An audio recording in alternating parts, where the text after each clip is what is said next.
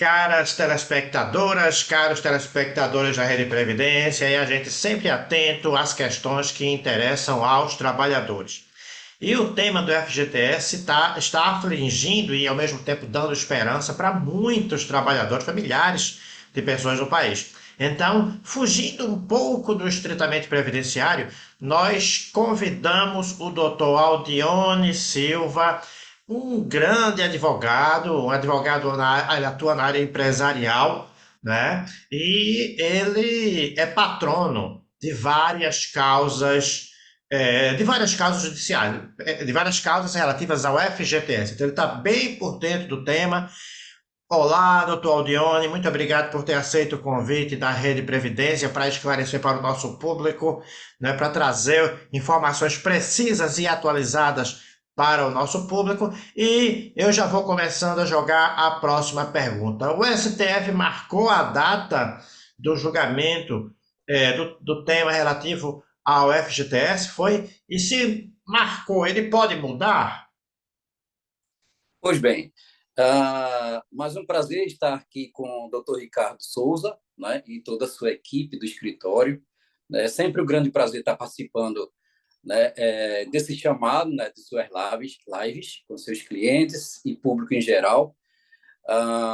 Meu nome é Aldione, como já foi dito, e muito prazer a todos os telespectadores que assistem aí o Dr. Ricardo Souza, grande previdenciarista aqui no Brasil, inclusive, né? Bom, doutor Ricardo e nossos clientes e pessoas que estão aqui descobrindo, né, como é que funciona essa questão do FGTS. Primeiramente, em relação à sua resposta, doutor Ricardo, foi marcada agora para o dia 20 de abril, né, próximo, a nova data, né, em que Rosa Weber disponibiliza a pauta do FGTS, que é a chamada ação revisional do FGTS, aqui por nós advogados. Então, isso foi marcado, tá? Dessa vez com antecedência razoável, né? A gente tem aí 3 meses pela frente. De outras vezes, o intervalo era muito curto e realmente a gente desconfiava que não iria acontecer, poderia mudar a data. Dessa vez houve um intervalo bem razoável. Eu acredito que os ministros que vão participar, né, desse coletivo para discutir o FGTS vão ter mais tempo agora para se debruçar, né, sobre essa pauta. E isso nos dá confiança como advogados de que dessa vez vai. É possível novamente desmarcar a pauta?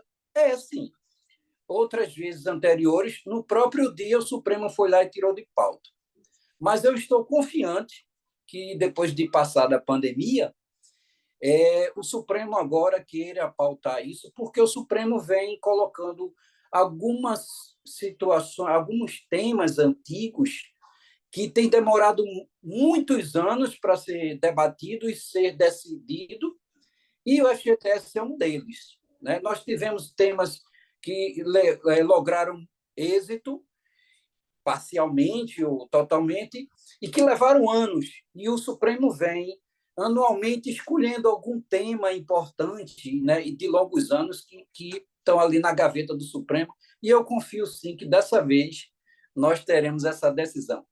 Um parêntese aí é que, na minha opinião, novas regras do Supremo de funcionamento interno da Corte nos dizem o seguinte, na minha opinião, a gente vai começar essa pauta, eu acredito que realmente nessa data 20 de abril, nós vamos ter 2 ministros que vão se aposentar agora no primeiro semestre, certo? Obrigatoriamente, por lei, e possivelmente eles já deixam o voto deles, porque eu acredito que, de imediato, isso ainda possa ter algum ministro que peça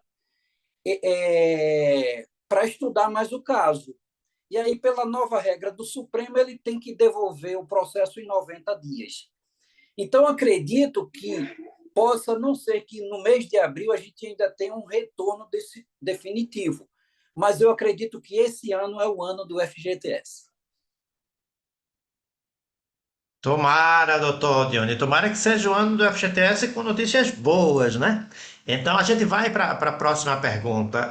Eu gostaria de saber quais são as vantagens que o trabalhador poderia ter, pode ter com esse julgamento, uma vez sendo favorável, e também se há risco de modulação, como pode ser a modulação.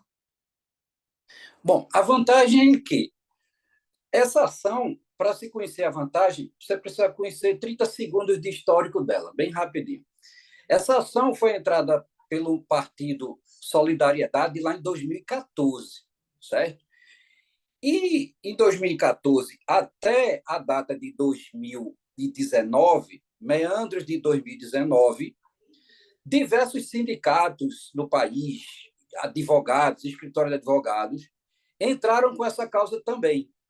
Então, ela correu normalmente no judiciário, no caso, o TRF. E 5% em torno disso, 3 a 5% ganharam essa causa. A ponto de que, em 2019, o STJ definiu de uma vez por todas que essa causa era perdida. Né? O STJ decidiu que não era factível o pedido, né, dos sindicatos, dos trabalhadores em geral, por meio dos advogados, escritórios de advocacia. No entanto, em 2019, o, o ministro relator ele deu uma liminar, certo? Garantindo a suspensão de todos os processos no país, para poder decidir isso. Então, nós temos todo esse período que o partido entrou na justiça em 2014 pedindo 1999 até 2013 a diferença de inflação que geraria da TR, que deixou de ser aplicada pelo índice de referência que era a TR, a TR é uma lei de 1991 que garante a indexação da poupança. Só que não é uma indexação inflacionária. Na verdade, a TR é um indexador criado para desinflacionar a economia no Brasil. Então, esse é um dos itens de planos econômicos que foi feito para baixar a inflação no país. E aí, isso foi levado em 90 e 91 para o FGTS.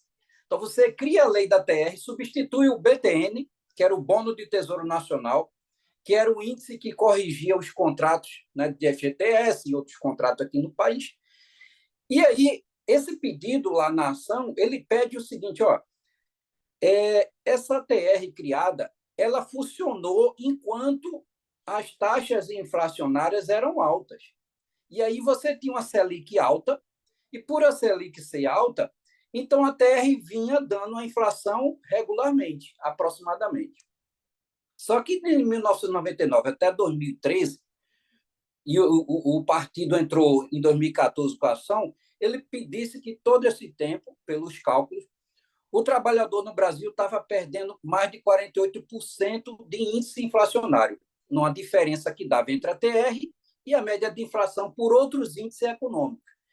Então, esse é o pedido. E nós acreditamos que, como o FGTS é de trato sucessivo, né, se você se mantém trabalhando, você continua tendo depósito de FGTS. Então, essa ação se refere, quando a gente entra, a cobrir não só esse período de 48% de 1999 a 2013, como também até hoje. Tranquilo? Beleza. Doutor Aldione, para a gente concluir essa conversa, evidentemente que a Rede Previdência vai seguir acompanhando os fatos, trazendo passo a passo, e vamos lhe convidar mais algumas vezes. Eu queria saber, é, bom, sabemos que tem milhares de pessoas que já entraram com ações judiciais, as ações estão na justiça. Eu pergunto, ainda é possível entrar com novas ações? Ainda dá tempo? Acredito que dê tempo. Nós estamos preparados para receber novos clientes, a gente já tem uma gama de clientes grande, né? E as perguntas que mais surgem sobre isso. Ainda dá tempo entrar? Dá sim. A gente tem até a véspera né, do dia que começa a decidir o mérito pelo Supremo, no dia 20, até o dia 19, a gente pode colocar petição lá no sistema. E por que isso é importante? Veja, embora o doutor Ricardo tenha me perguntado, mas eu vou dar mais 30 segundinhos para poder... Algumas pessoas, que a maioria pergunta, é o seguinte: por que eu tenho que entrar com ação se o Supremo pode dar o direito para todo mundo que tem FGTS? Então, eu vou esperar. Bom, existe aquilo que você chamou lá atrás, que é chamado efeito modulatório. É quando o Supremo diz: olha, se a gente decidir a favor do pedido dos trabalhadores, a gente agora pode modular no tempo. Significa o seguinte: ou o Supremo pode dar para todos os trabalhadores do Brasil, independente de quem entrou ou não com a ação, isso é um fato, aliás, isso é uma hipótese, né? Ou o Supremo pode dizer: não, a gente vai dar isso para quem entrou com a ação até o dia 19 de abril de 2023 e ser modulado. Inclusive, a modulação, é importante entrar com a ação antes do Supremo começar a decidir. Por quê? Porque o efeito modulatório pode, inclusive, trabalhar a prescrição quinquenal ou, né, de 30 anos. A gente tem um caso recente, eu não tenho certeza se foi a trabalhista ou foi a fazendária, acho que foi a trabalhista, isso. Numa causa trabalhista em que se discutiu a TR, o Supremo deu ganho de causa na TR e deixou de corrigir de precatório pela TR e tudo, e ações trabalhistas. O Gilmar Mendes modulou e foi aceito como relator e foi aceito pelos demais ministros. Como é que ele modulou? Ele disse o seguinte: olha, vai ser substituído por outros índices e quem entrou com a ação até a data de iniciar a decisão do Supremo, a gente segue o prazo de 30 anos, imprescritíveis, 30 anos. Mas quem entrar daqui para frente, o prazo é quinquenal. Então, ainda se deu uma chance de entrar novamente e ganhar a ação. Só que aí a pessoa só receberia por 5 anos e não retroativo até anteriormente. Esse é um ponto importante a observar. Então, mais uma vez, muito obrigado, doutor Aldione. A você, que nossa telespectadora, telespectador, curta, compartilhe esse vídeo para que mais pessoas possam ter acesso a esse conhecimento que ele nos traz. E o convite para você se inscrever e ativar todas as notificações. Se você se inscreve no canal e ativa todas as notificações, sempre que houver novidade sobre esse tema, você vai ser notificado e vai poder acompanhar. Um prazer grande, doutor Aldione, muito obrigado. Muito prazer a você e a todos que nos assistem. Muito obrigado.